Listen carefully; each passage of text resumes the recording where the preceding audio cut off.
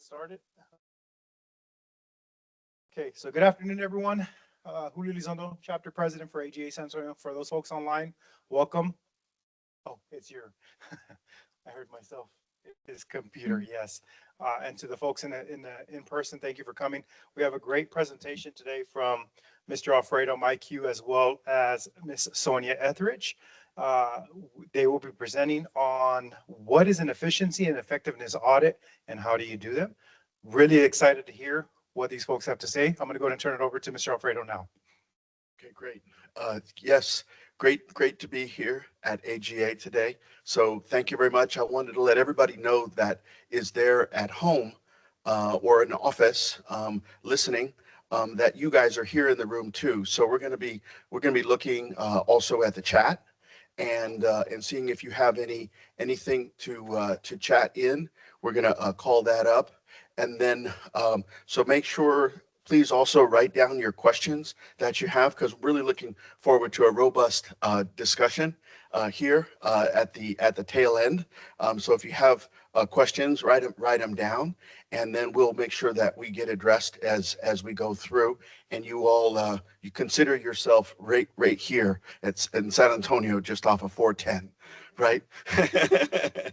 So thank you very much. Appreciate it. Julio, thank you very much, Gene, and everybody that's here and joined us today as well. And perhaps when folks do have questions or speak, they can also introduce themselves, and you all can do the same online.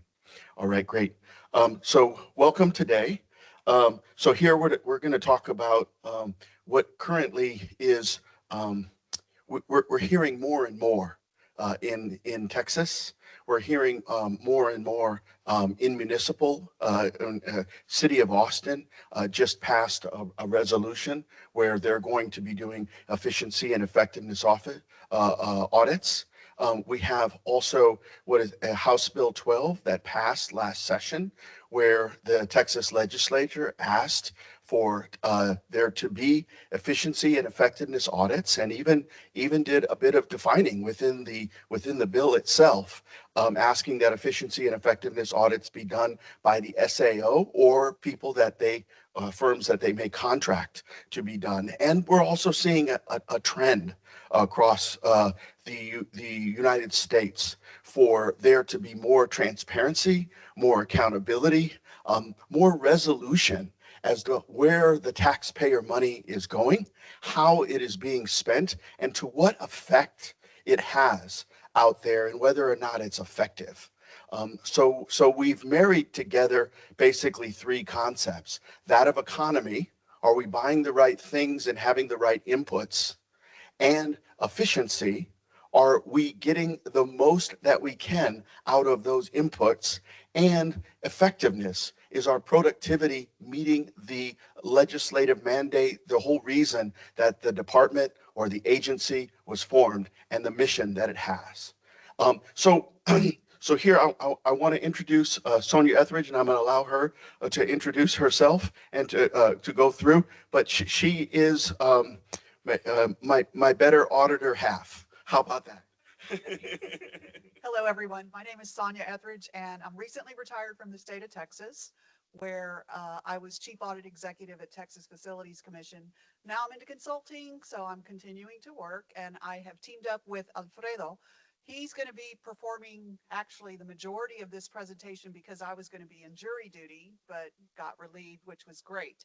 So I'm here for support, but also happy to answer any questions. Thank you. It remains to be seen who will do the most talking. Okay. All right, great. Okay, so we can, there we go. Okay, so we're going to start out with two basic theories, okay? So the first one is the theory of the organization. So when we take together people, their mission, their money that we give them, time, IT, wherewithal, processes, and we add those all together, we get some level of productivity. So that's like the theory of the organization at a very basic level. And we marry that together today with the theory that, the second theory, that if we audit the organization, that efficiency and effectiveness will rise with this type of auditing, this type of performance auditing that we have. And so you can see here that we have taken the organization and we've sort of put a box around it. And then we have sort of with the representation of the auditor with the magnifying glass and the check. We've taken that and we have then, that's kind of the, I don't know, the treatment or the injection, right? That is supposed to affect the change. And then you can see on the previous slide, we had 6 units of production produced by the same team. And the second one is basically the same team. So we fixed all of those resources, we fixed all of those assets, and now we have 9 productivity.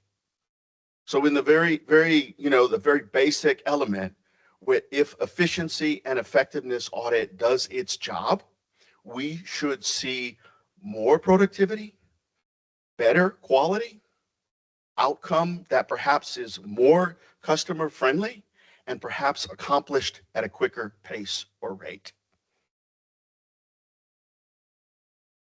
So here's the agenda, what we're going to talk about today. First, we're going to talk about what an efficiency and effectiveness audit is. And it still remains, it's a dynamic environment, right? It's not necessarily one thing that we fix, nail down, publish, and then stay. It has to adapt. Even it's adapted with IT, the concepts with IT. Now it's adapting now with AI, and it continues to adapt. We're going to look at the main objectives of an efficiency and effectiveness audit. We're going to look at the GAGAS, and the yellow book, the code, citations, and references, because we want this to be a resource for everybody that's on the call and everybody that can subsequently watch this as well. We want you to be able to use this to continue as maybe as a foundation to develop your own efficiency and effectiveness audit approaches, and how you apply that within your own world of those organizations that you either lead or you audit. And then we're going to look at how you accomplish the efficiency and effectiveness audit. And this is one way, right? It's not the only way, but this is one way to approach this question. We're going to focus, of course, on the risk. That's the foundation for when we go into an audit, to understand where the risk is. And when you hear risk, I also want you to associate that with the other side of the coin, which is opportunity, and the ability to get increased efficiency and increased economy. So it's not just about finding the problems, it's also about finding the opportunities for greater achievement. We're gonna arm you with a basic but developing planning checklist that you can utilize both with and without the client, and maybe as a basis for a request for information so that you can get a data to be able to go. We're going to cover also how we can see in this one technique, so this one way, this one approach, we're going to look at an efficiency and effectiveness audit as it unfolds, almost painting like a narrative picture for you, like a story of how this would unfold in an organization, just for clarity. And then we're going to talk about, we had a little bit of debate on this, Sonya and I, about whether or not, how much it matters, how it feels to the auditee, as opposed to if it's a really good quality audit. And but we'll talk more about that, and we'll talk about how the audit is received, and then how also it's actioned, and what is the level of commitment that is formed by the audit, right, in the organization to be able to follow through. We'll talk a little bit, and this is a big discussion point, hopefully looking forward to some questions. What about the bright red lines of auditing? Should we stay away from them? Should we get close? Independence, objectivity, conflict of interest, very heavy, important words in the world of auditing, and maybe something that we need to understand and revisit as we look at efficiency and effectiveness auditing. And I got some disclaimers and caveats there, right? So number one, I'm not an auditor, okay? I've never done an audit. But I do efficiency and effectiveness engagements and work, and I do what we would call auditing. It is that level of component, right? And I'm loosely familiar with the Yellow Book and the Red Book, and I've had sometimes some people are on the call right now are auditors that I've worked with and that have taught me that my limited knowledge of that area.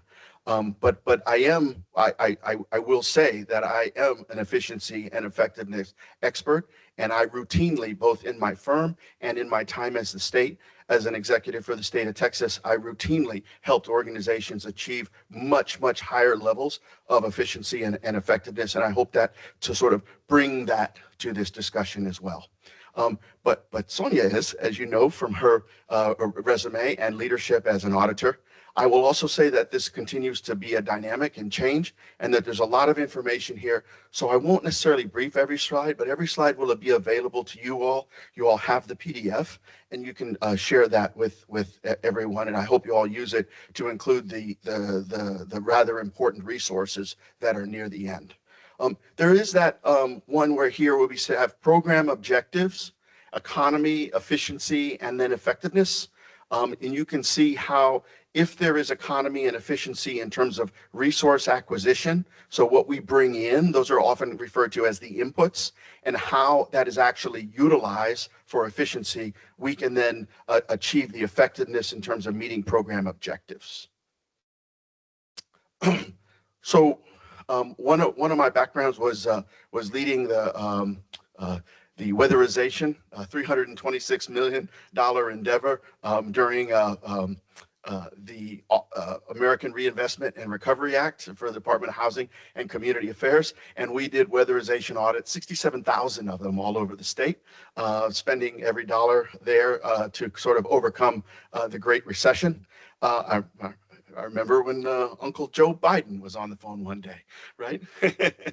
And so I kind of see this as an analogous to an energy audit. I know there are limitations to that analogy, but basically, you know, how effective is the house, a weatherized, weatherproofed house, at taking the family's money that they use for mission purposes, right? To keep them cool in the summer, to keep them warm in the winter, in the comfortable band of safety so that they can be a productive, happy, comfortable family.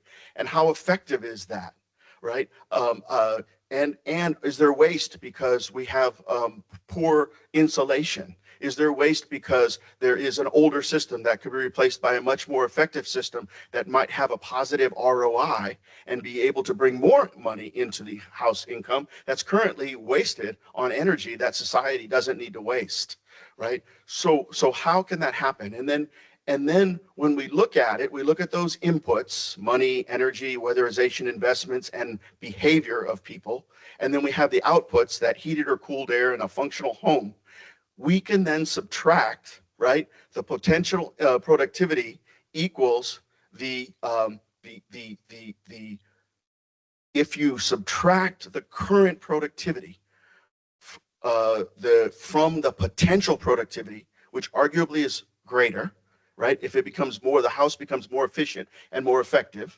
And the analogy is the organization becomes more efficient, more effective. And you subtract that, the current productivity, then you're going to get the estimated ROI. And that's the opportunity. Okay, that's the opportunity. So the way we look at it is that an efficiency and effectiveness audit is both a science and also an art, right? It's the science of what is determining can be done faster and cheaper, but it's also the art of determining what can be done better and how much more can be done. But again, seizing upon that word, opportunity. So it's the two together. And there are a lot of science elements, there's a lot of data elements, but then there are a lot of elements that are based on reason and rationale and the evidence that may be gathered. And when I say evidence, I mean not only quantitative evidence, but I mean qualitative evidence too. Especially, for example, we're going to talk about stakeholder interviews and how their impression and their experience as a customer, as a partner, is very important to the audit as well.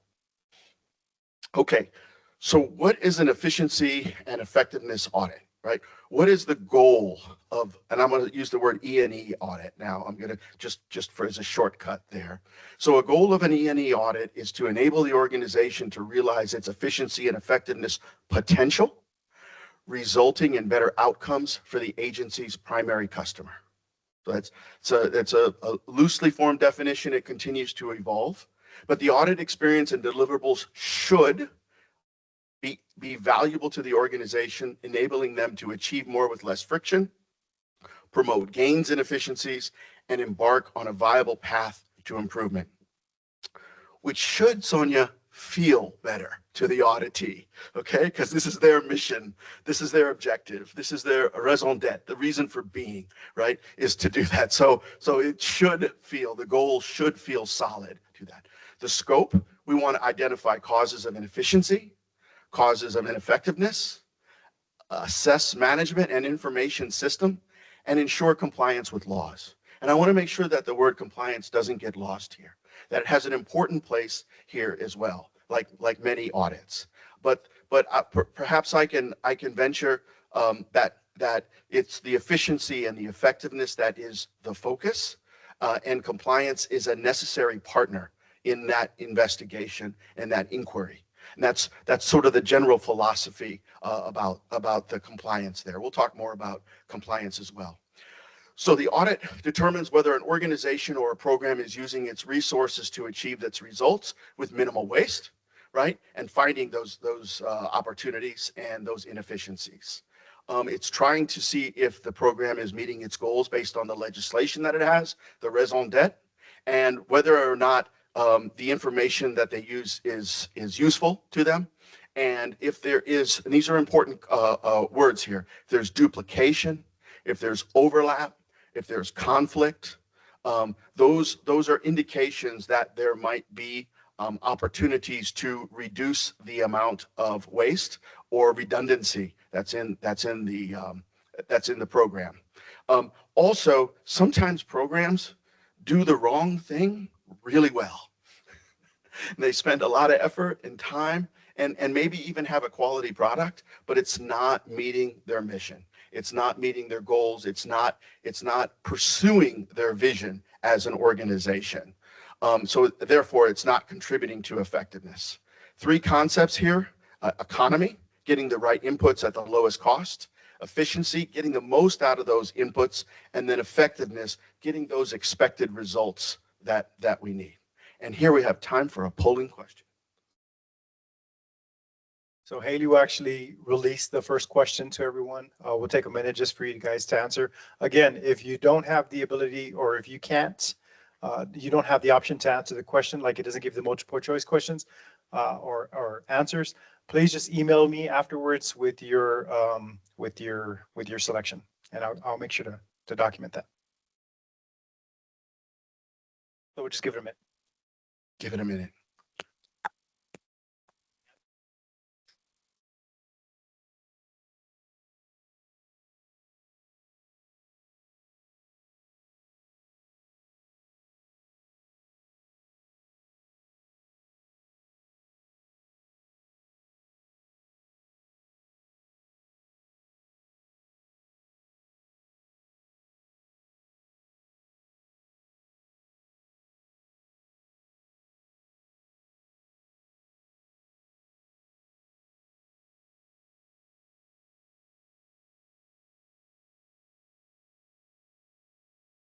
So thank you, everybody, for participating.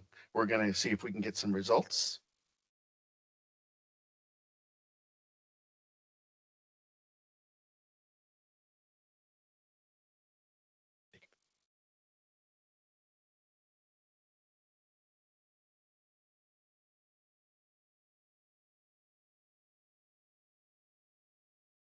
Okay. Continue to roll. Anything you want? Okay. All right, great. Okay, so talking about those 3 E's, economy, efficiency, and effectiveness, this slide enables you to see how those inputs on the left, HR, finance, material, purchases, procurement,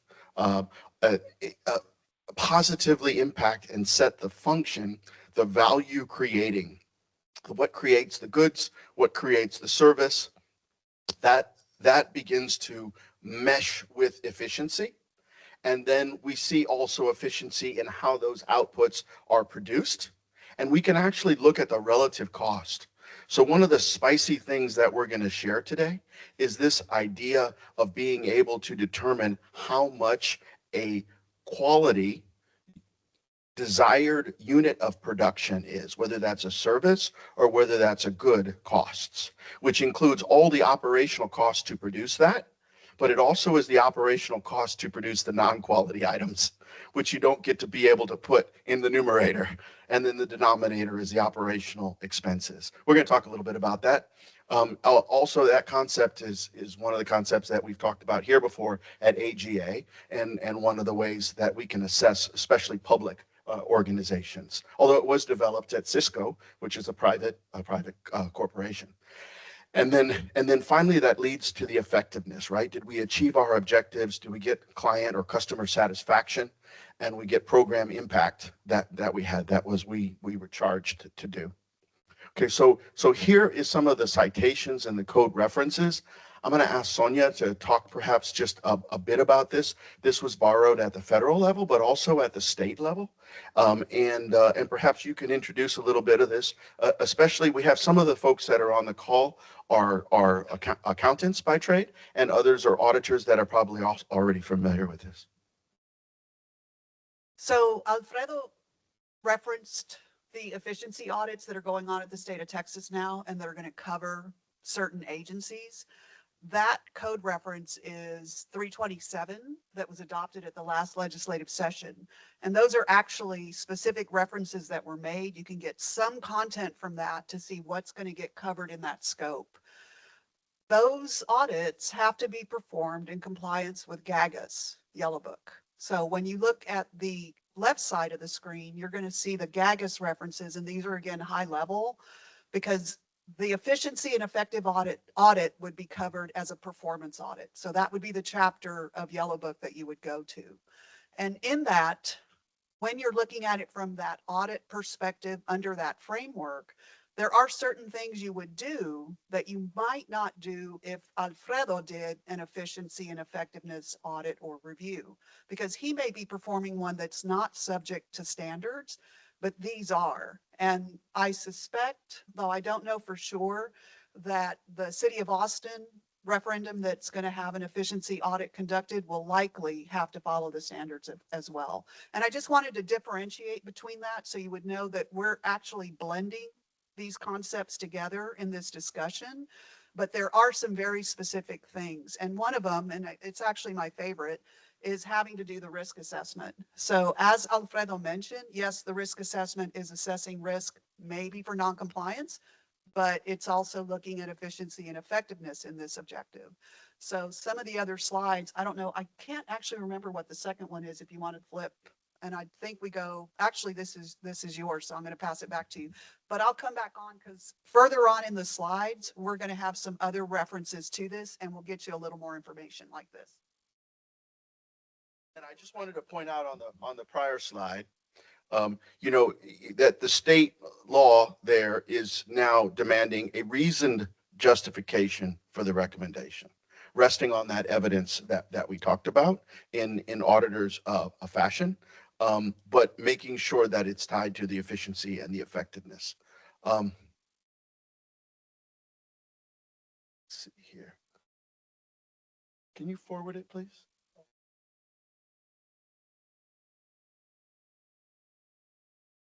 Okay, great. So 4 main objectives, and these aren't the only objectives, but to measure the performance, how it's achieving its goals relative to costs. And perhaps we should consider the taxpayers' eyes and their perspective and their demands, because again, we want to also address the fact that, you know, we are in a democracy, and the trust and confidence that the taxpayer has in its government is really, really important. And I would also note that the Pew Foundation has been investigating that since 1960, and it's never been at a lower time than today. So something that we definitely, those public servants, we need to work together to affirm and build. We want to define success. I call it what good looks like, but it's a vision for what the organization can do and should do as it reaches those accountability standards that Sonya is talking about. And then identify the limitations, inadequacies, risk, especially constraints and compliance risks that could have a pejorative effect on our productivity and our efficiency, and any fraud, waste, and abuse. In fact, that's how it's a little different than my analogy of the energy offices. We have, abuse and then also fraud that may need to be uncovered by the auditor. And then we want to find those improvement opportunities, the other side of the risk coin, where we can streamline processes and speed up service delivery, have cost savings, which we'll talk a little bit more about that when we talk about the price for a gold unit, how much it costs a gold unit to be produced, and to be able to handle more demand without raising costs, right? Can we get more productivity from our existing resources without having to pile on more money and more people to do so? Here we are with the, we're going to look at the state, city, and federal. So here's the, literally the cut and paste from the RFP, right? For what they were asking for vendors to bid on in order to perform these efficiency audits that are going to be new this year.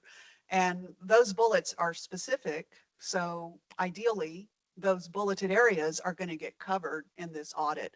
One thing that's really interesting in the legislation is those reports that are going to result from the state auditor office audits are going to be made public, and they're going to be put on the agency's website. And the reason that's important is for people that are looking to perform audits, that would be a great place to go to look and see what that output looks like, because it's going to be fairly structured, I believe, because it's a product coming out of the SAO office. Again, I put the scope and methodology in as an example because I don't know what those are going to look like yet, and they're probably going to vary by agency. I can tell you that I believe Commission of the Arts is one of the agencies, and I left Texas Facilities Commission right when ours was getting started. So I believe TxDOT is also on the list. So when those reports come out, not only are they going to cover what the audit covers, and they're going to have the objective, scope, and methodology, because that's part of how you run a GAGAS audit, they're also going to have the recommendations and the responses. So that's going to be a really good source of information. And I think the next slide is the city. It is. So this is the recent one coming out of the city. And that is what was basically referenced when they passed that, I believe, referendum. And then this again, example, I want to caveat this, example, because it could be anything, but this could be how an example scope might look as well as a methodology. One thing that if you flip back between these two slides, the methodology is exactly the same. I did not get creative, but the scope piece from a city perspective, you might have revenue centers up front, right? And cost centers, because they're operating more along those lines. And I think the next slide is the reference to the federal government. There is a lot of content out there. If you chat or Google efficiency audits for GAO, you're going to get a lot of information. You're also going to get examples of their findings. They had swept through, I believe, their reports, their regular audit reports, and pulled out efficiency and effectiveness type findings. As everyone, I think, may have heard reference, there was a DOGE effort, which was covering efficiency. I don't believe those approaches were following standards. So you've got two different kinds of activities going on covering the same focus. And then, of course, other references that you may look at is Office of Management of Budget, GSA, Fiscal Service, and the CBO office. So I want to say, talking about references and good work that's done in the world of efficiency and effectiveness audit is our Westminster democracy allies. We're talking Great Britain, we're talking Ireland, Northern Ireland, Australia, New Zealand, and Canada. So a lot of those have a lot of good publications that are available. And in Canada, they actually have quite a few examples of what a report looks like for an efficiency and effectiveness audit. And those references are at the end of this presentation. Okay, so the moment some people have been waiting for. How do you do it? We got the what out of the way. And so how are you approaching? And again, this is one idea. This is one framework for how to approach it. But it's one based on some contemplation and thought. And so here, what we'd like you to do first is consider this framework. Like, what should be our thoughts and what should we have gathered and get ready to apply even before we begin the audit, as we're going in to the audit, right? What are the goals and objectives of the audit? If you can combine or sort of work them sort of to understand the commonalities between the legislative intent, or it could be the board, or it could be the commission, it could be the city council, and what the executive director of that agency or department that's being audited is as well. If you can find that consensus between the two, then you've really achieved some of that understanding of what good looks like in the organization and how they want the organization to accomplish its mission. If they're too different, well, that could be a conflict that we may need to discuss and uncover in the report.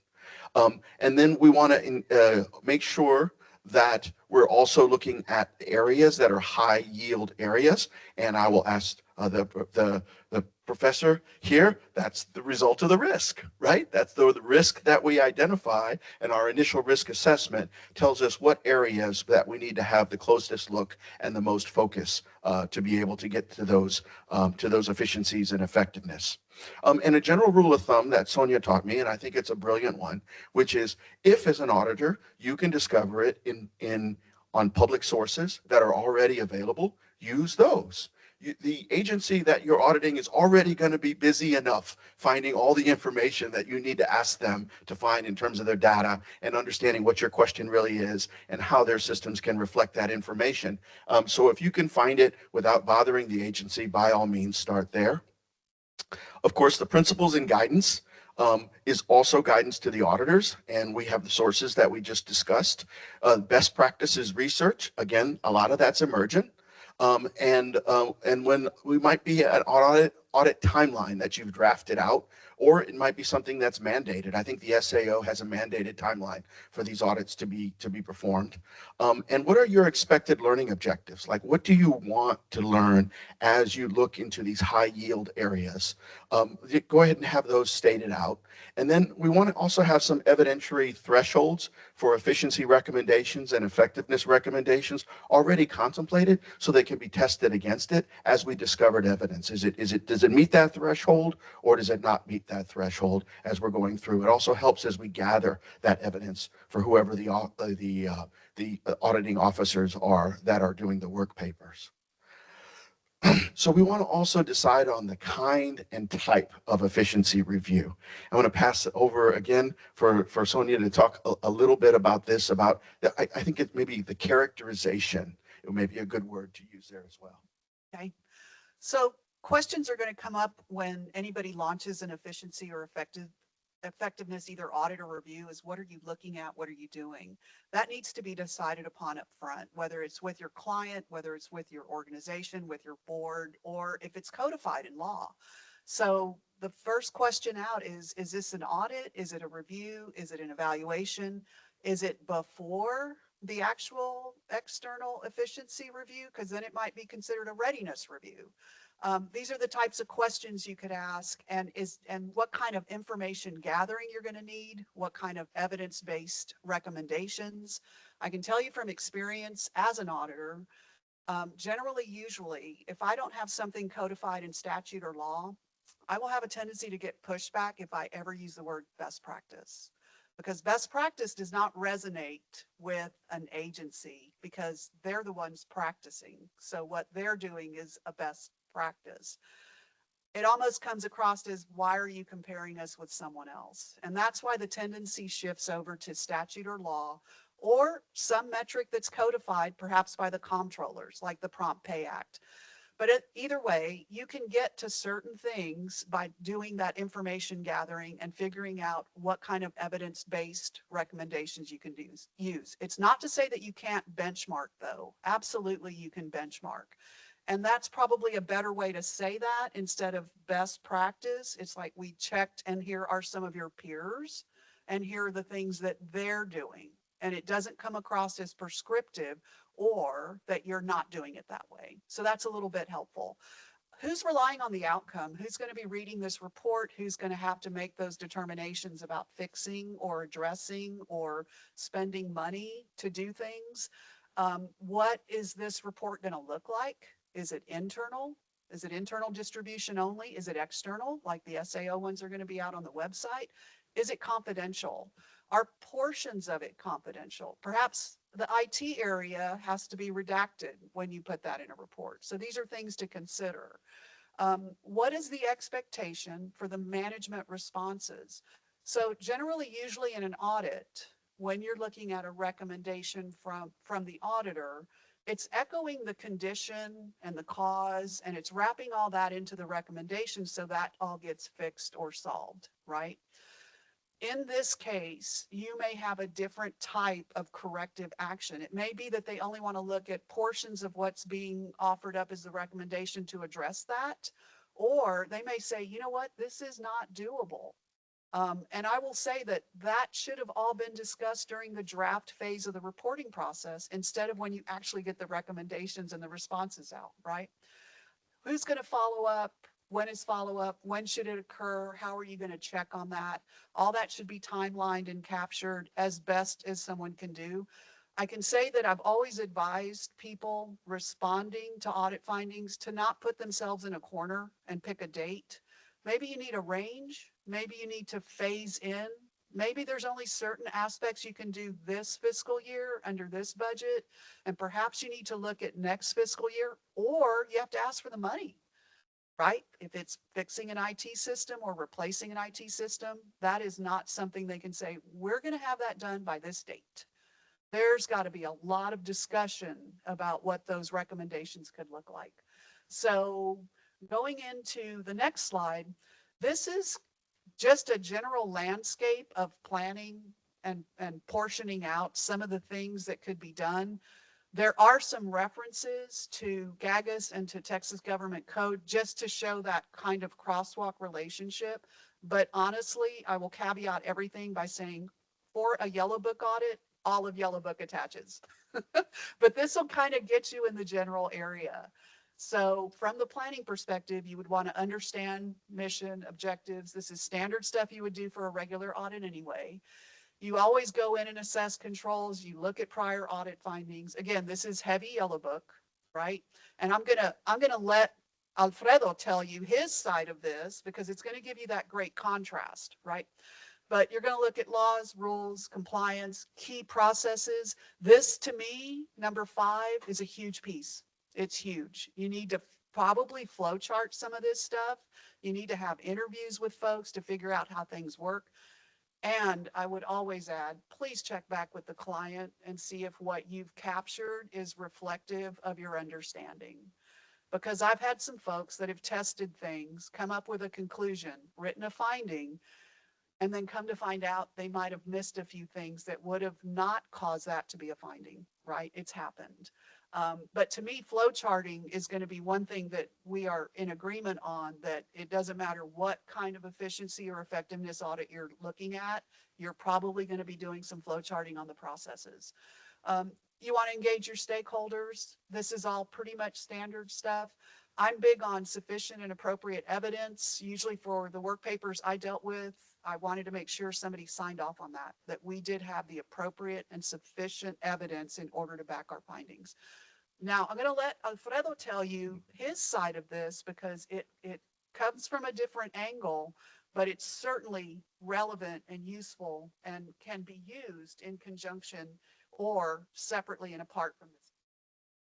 And I think that there's definite synthesis of this. Like, for example, the use of the word best practices, that comes from the whole Lean Six Sigma continuous improvement background, theory of constraints, those. But I noticed that sometimes what resonates more is like, these are some of your peer practices that are doing, or some of the promising practices, and trying to not to, sort of subjectively say this is the best practice that's out there.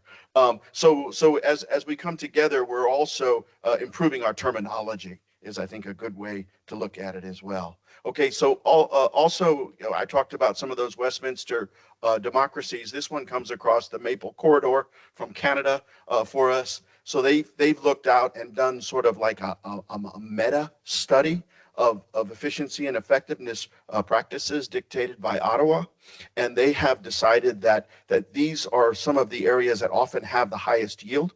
Now, again, this doesn't have the benefit of the risk assessment, which is real important, but these might be some places to initially look at those 4 support functions. And something called asset management to get a good understanding of that and where that might offer especially efficiency. And then there are 7 management activities that can foster efficiency as well.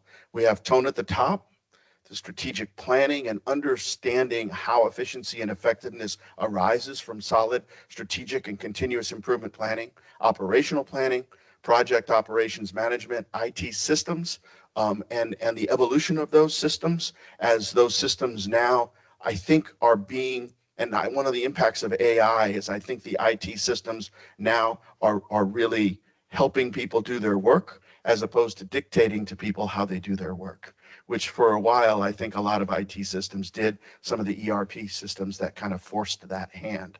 And then, of course, performance monitoring and reporting. Oh, now we have a polling question. So I believe Haley mentioned to me that when she launched the first polling question, that the others may have launched as well. So for those of you online, if you could just answer that second question, please, we'll give you a minute to do so. Thank you. Thank you, Julio.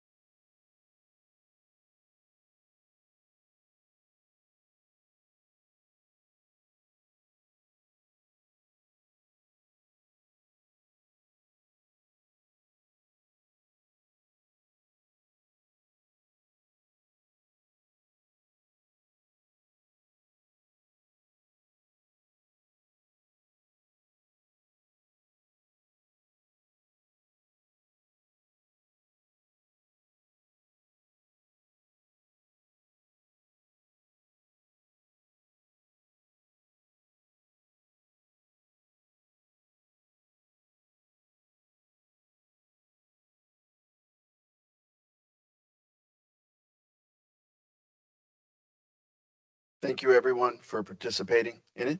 Are we good to go, sir? All right, great. Thank you so much. So the next thing I want to talk about is a little bit more about the how.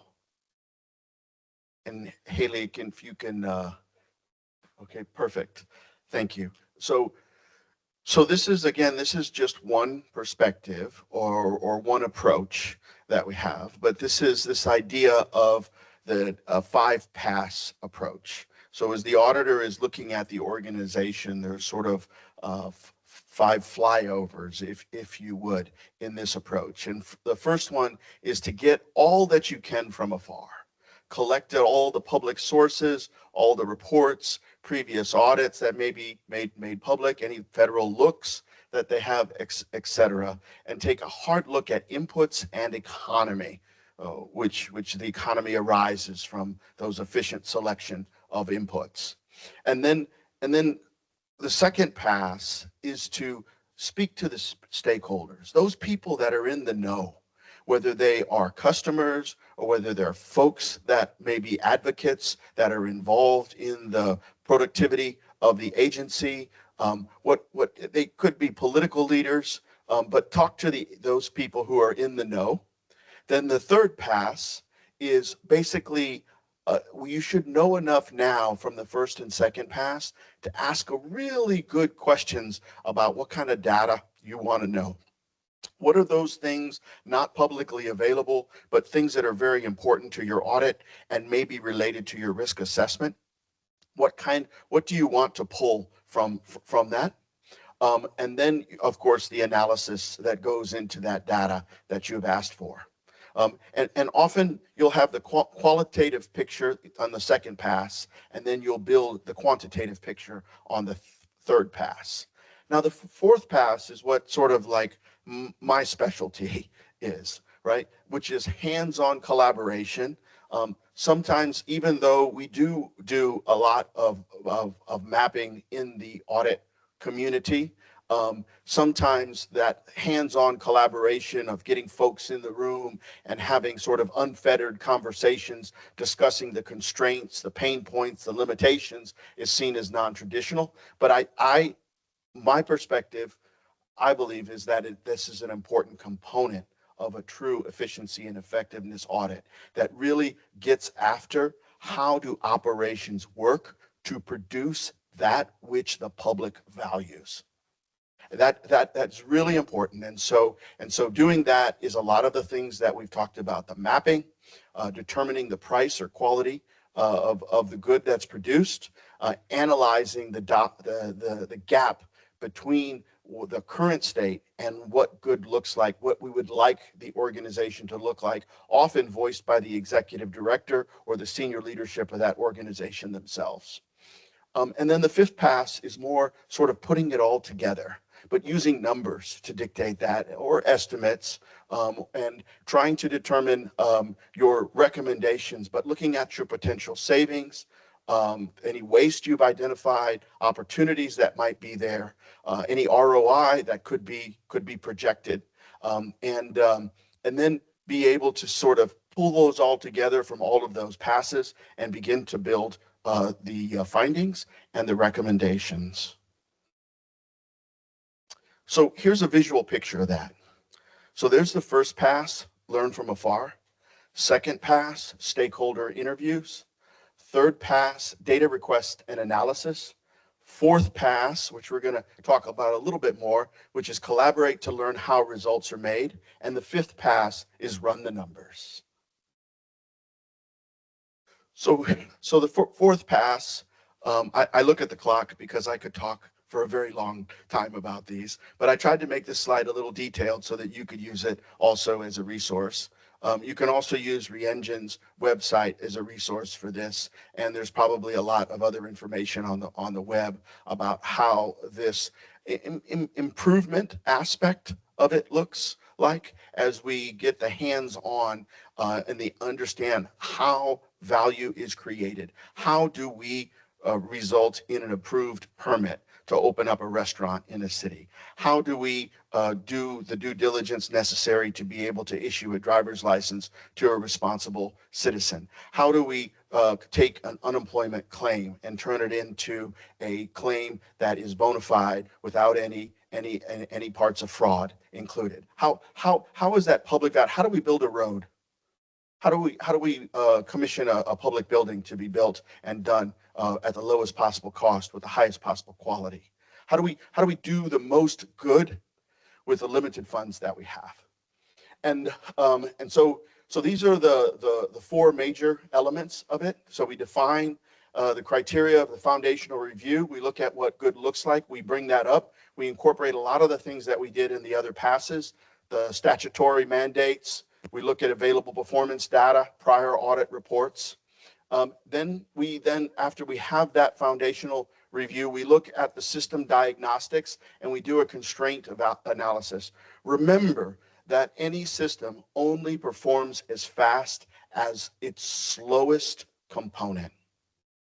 So if you're going to do an improvement in 5 areas, you have to start the improvement on what is the slowest or the most constraining or the most limiting component first. Otherwise, it doesn't matter. All that improvement effort doesn't matter.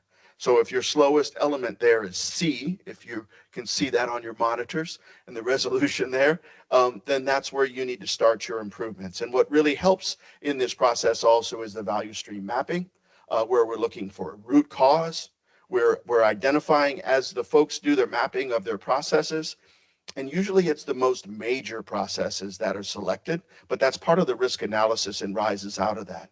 You know, one of the questions that one of the reviewers of this slide asked is, what about a huge agency like the Department of Health and Human Services, right? What about something like a very large agency like TxDOT, right? How are you going to do all this collaboration and hands-on?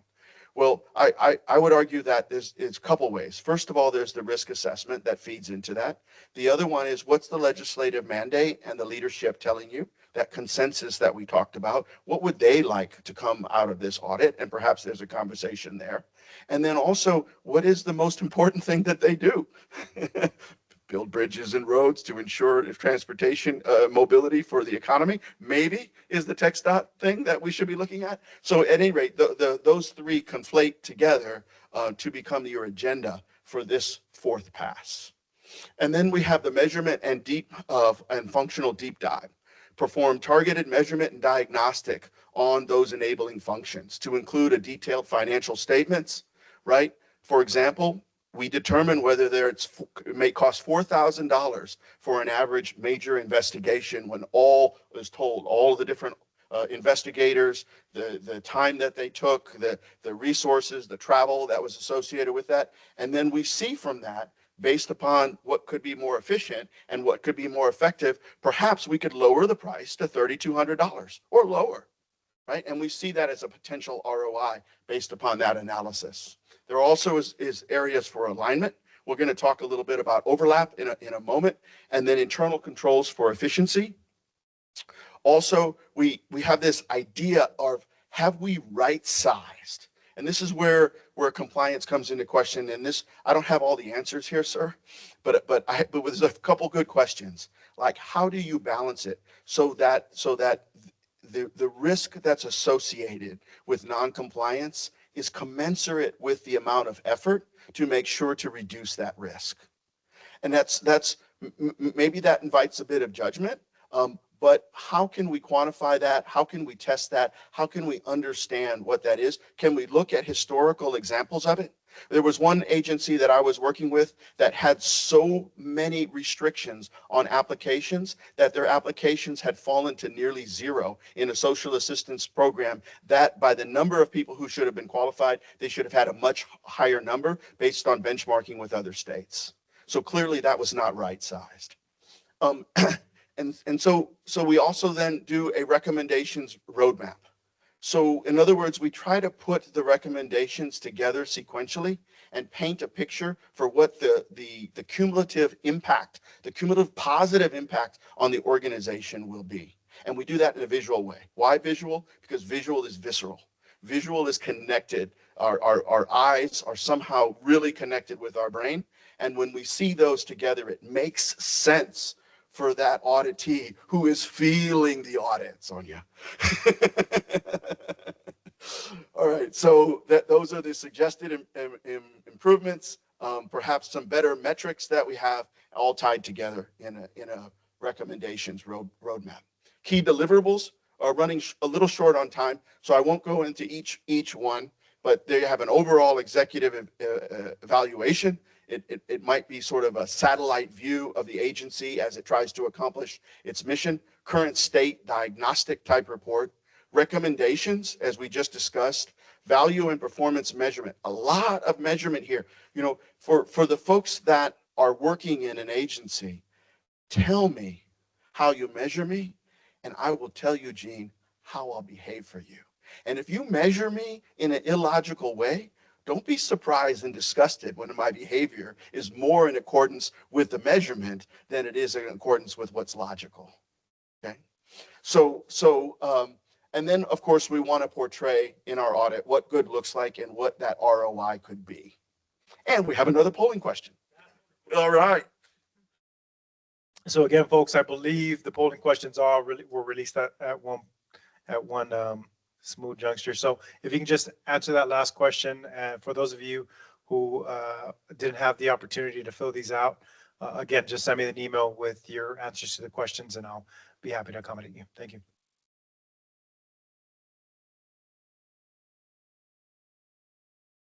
And Haley,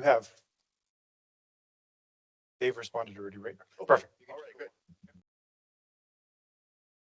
Okay, so here's a little nitty gritty picture where we're starting to get really into the essence and the DNA sort of the audit, right? What are in an efficiency and effectiveness audit? What are we looking for? We're looking for elements of fragmentation, right? Where there might be lack of communication, lack of alignment that may be occurring in the organization. Overlap is when there are similar goals and similar missions that can be done, perhaps much more effectively with one leadership grouping, for example, or other ways to gain economies. Duplication occurs when they're engaged in the same activities, perhaps from different agencies or different programs with the same beneficiaries. And then we also have cost savings, right? So how can we gain financial benefits to be able to reduce it or to be able to accomplish more work with the resources that we currently have? And then we have revenue enhancement, right? Those are financial benefits from actions to be able to collect revenue or gain, so many things. One of the things that I learned working for the state is that so many state agencies have their own sources of revenue. We can tend to think that it's based upon taxes, but a lot of times it's based on fees, participation, money that they get from beneficiaries, et cetera. So those are all areas that we are looking for. And then where are we looking? So this is really a list, and it's part of a much larger list that's available out there. But there are so many ways for the auditor, for an E&E audit, to start to educate themselves on what's out there, how the current performance is, and where there might be opportunities for efficiency gains, where there might be areas of waste, and to be able to look at those. A lot of those are already available because we have some sort of wonderful gatherers of evidence, like the Legislative Budget Board that we have, or the Comptroller's Office, and a lot of those things are available online.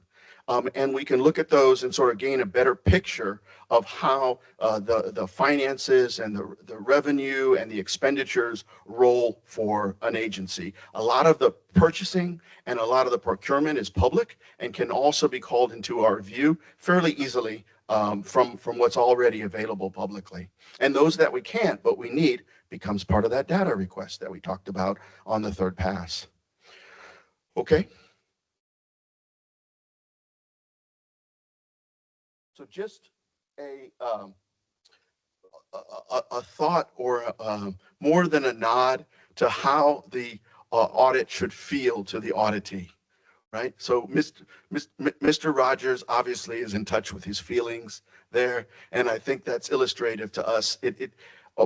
Why should an audit feel like a good, solid workout, like a good solid exercise, like a good homework exercise for an agency, even though it may be challenging, at times uncomfortable, but there should be learning about how they can accomplish their mission better, learning about how they can gain in efficiency and effectiveness. We, as public servants, we feel a draw to be able to accomplish the most good with the resources that we're entrusted in, and this should be an asset to that, an asset to the leadership. Plus, it can give some really good assets, the process maps, standard operating procedures can result from that. Interference diagrams can arise, a whole host of issues that won't be addressed by the audit and the recommendations, but nonetheless, the organization can continue to look in and continue to research. And then we have also, you can look at the standard work suggestions, how they may be able to gain efficiencies by adopting standard work, etc. There's a whole host of tools that may become available to it, and it should be a worthwhile experience to all. So briefly, some resources that we discovered along the way. We have found a really good checklist. It's kind of a mix between a monitoring or auditing instrument and a thoughtful way to approach strategy for the organization, how they should think about continuous improvement, how they should incorporate benchmarking into how they understand what what they do and how they compare to their peers. Also be able to sort of have a systematic approach. And how are they looking at innovation and improvement over time? Is that in their strategic documents? Are they thinking and learning as an organization, or are they just getting through things day to day? What's their improvement strategy? And then this is a way to take the actual recommendations and perhaps the findings, and to be able to place them on what we call a brag, which stands for, it's the colors is what the brag stands for, but it's a way for executives and people who do the work and the supervisors and the managers to start to digest what the improvement recommendation is, and what they're doing about it. What's its status? Is it done? So it gets a blue ribbon. Is it stuck? Is it not progressing, which might be amber? If stuck, it's red. And then green would be on track. So this is one tool, because sometimes you're going to get a list of these recommendations and findings, and it's helpful to sort of also contemplate how you can get after them in terms of implementation. Here's some key resources that we found along the way, and those are available for you on the PDF that we have. And now we sort of generally open it up for questions, discussion.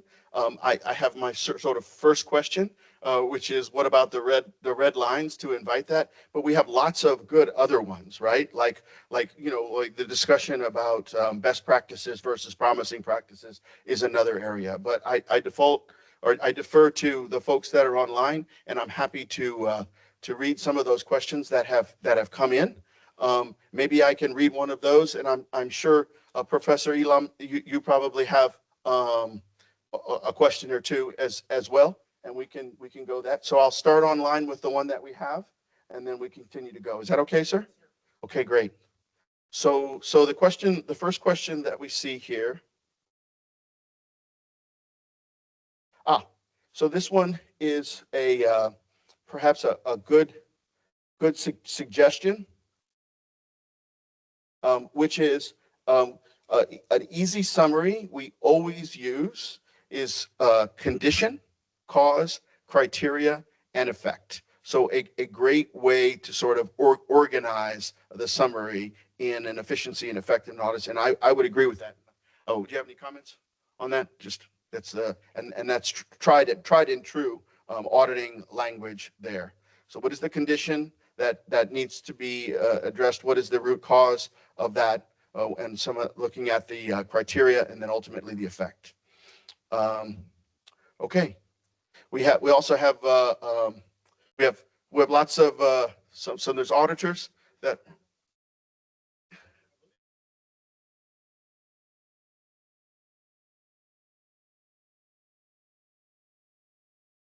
Yeah.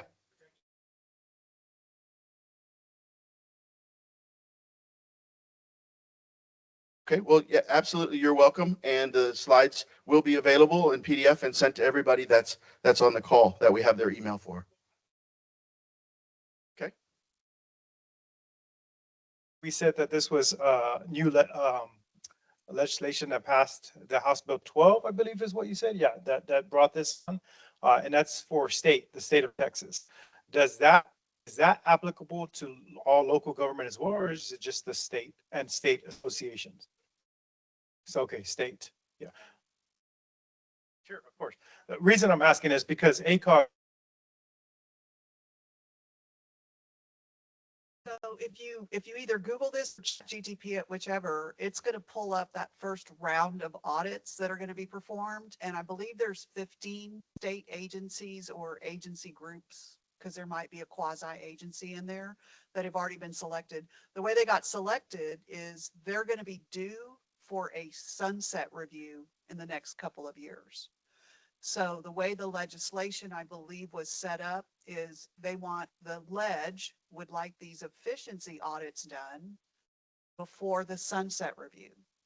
And by the way, sunset is also a great place to get information on this stuff, because they have extensive reports and information out there on their processes. So what's theoretically going to happen is the efficiency audit will occur, the audit report will be published, and then the sunset review is going to occur for that agency within the next couple of years, in the next cycle. I don't believe it extends to any other areas except state agencies subject to sunset. So we had a good question. Maybe you keep that. Sure. How long will the audit? So I can tell you just from, I literally left Texas Facilities Commission and retired right when this thing got started. But I can tell you that public information suggests from the RFP also that the reports will be out in August. So however many agencies that are going to get covered, that first batch of reports should probably be out in August. Any questions? Good afternoon. For those of you that are online, my name is Dennis Elam. I've addressed this group before a couple of times. I'm an associate professor at A&M San Antonio. And what I would suggest is a prequel to this good overlook of an efficiency audit is to familiarize yourself with the fellow who's known as the father of total quality management, and that's Dr. Edward Deming. Deming had 14 points in 7 deadly diseases. He was brought to Japan by MacArthur when he was redoing the Japanese economy in the early 50s. And Japan thought so much of him that to this day, there is an annual Deming Quality Award in Japan. Over here, our equivalent is the Malcolm Baldrige Award, who was a former Commerce Secretary. But you can attribute Japanese excellence first in motorcycles, then in cars, in optics, and in stereos, all to the basic ideas of Deming saying, do it right the first time because there's nothing more expensive than rework and having to do it a second time.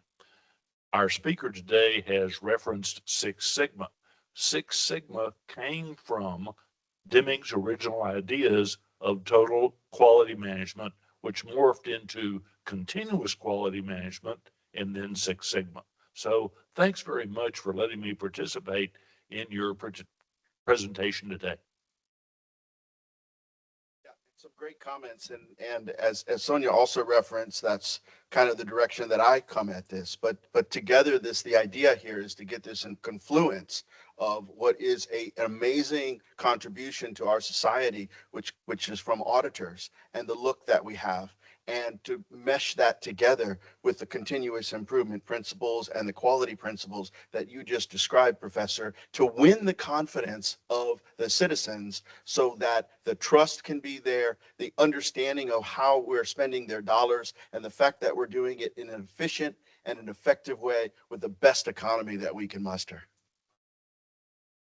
We're pretty much out of time. We've ran over just a little bit. So for the folks online, thank you so much for joining us. Mr. Alfredo, Mycue, always a pleasure having you here. And Miss Sonya Etheridge, thank you for coming along as well. Dr. Elam, always great to have you. Please come back and visit us. Folks online, we'll be sending out the presentation immediately following this meeting, as well as if you have any questions regarding any of those polling questions, just email me and I'll be happy to assist you. Okay, thank you guys.